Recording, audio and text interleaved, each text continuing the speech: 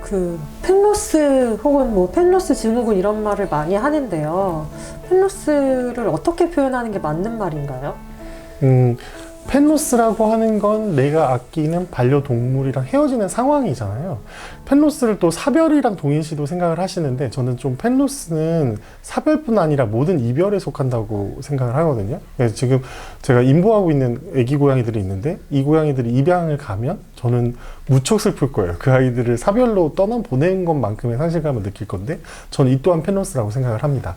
근데 이제 펜로스 증후군의 경우에는 우리가 반려동물과 함께 하면서 겪을 수밖에 없는, 그 어떻게 보면 종착이라고도 볼 수 있는, 그 반려동물이랑 사랑했다는 결과일 수도 있는 그 펜로스라는 상황에서 보호자가 이 이별의 아픔과 상실감을 스스로 겪어내지 못하고 좌절하는 경우, 그래서 일상생활 자체가 진행되지 않는 경우를 저희가 펜로스 증후군이라고 할 수 있을 것 같고요. 그리고 이런 사별의 경우에 사실 보호자들이 느끼는 이 사별의 아픔이 자기 가족, 사람을 떠나버렸을 때랑 거의 동일하다고 해요. 더 싶을 수도 있고, 그리고 심지어 그 애도의 기간은 좀 짧을 수가 있는데 반응의 정도는 더 심하다고 말씀하시거든요. 그래서 펜로스는 어떤 상황, 우리가 이 아이들을 떠나보낸 상황이고, 펜로스 증후군의 경우에는 그런 상황에서 스스로 헤어나오지 못할 정도로 가라앉는 우울증인 경우, 그런 경우를 펜로스 증후군이라고 말씀드릴 수 있을 것 같아요. 그래서 펜로스의 경우에는 대비가 가능할 것 같아요. 내가 이 아이랑 이별을 할 때 어떤 방식으로 이별을 할 건지, 그리고 이 아이를 어떤 식으로 추모하고 애도할지 생각을 할 수도 있을 것 같고, 그것과 관련된 이야기들을 내가 미리 책으로 보거나 다른 사람 이야기를 듣는 게 가능한데, 이제 펜로스 증후군의 경우에는 이거가 좀 예방이 좀 어렵다고 생각을 하는 게, 그런 펜로스의 과정에 대해서 내가 미리 인지하고 있고 미리 준비하더라도 실제 그 상황이 됐을 때 나의 반응이 어쩔지에 대해서는 잘 알 수 없는 거거든요.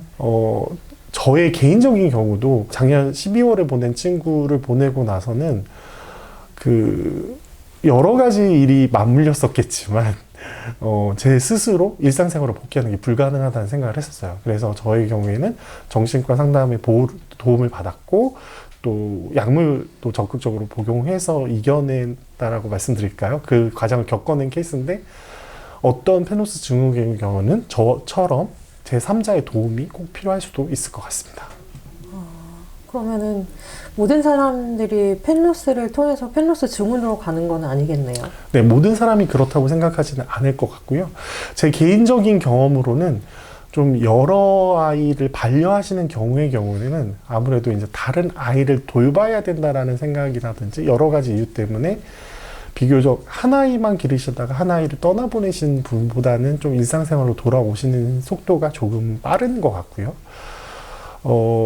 그렇다고 해도 사실 또 이거는 다른 게, 뭐 반려동물 산업 종사하시는 전문가시고, 뭐 수의사나 간호사 선생님이심에도 불구하고, 그래서 다른 사람의 펜로스를 많이 지켜와 있고, 그런 사별이라는 경험도 있음에도 불구하고 펜로스 증후군에서 헤어나오지 못하셔서 결국에는 그 일을 계속해서 못 하시는 분들도 있거든요. 그래서 각양각색으로 나오지만 모든 사람의 펜로스가 펜로스 증후군으로 가는 건 아닌 게 맞습니다.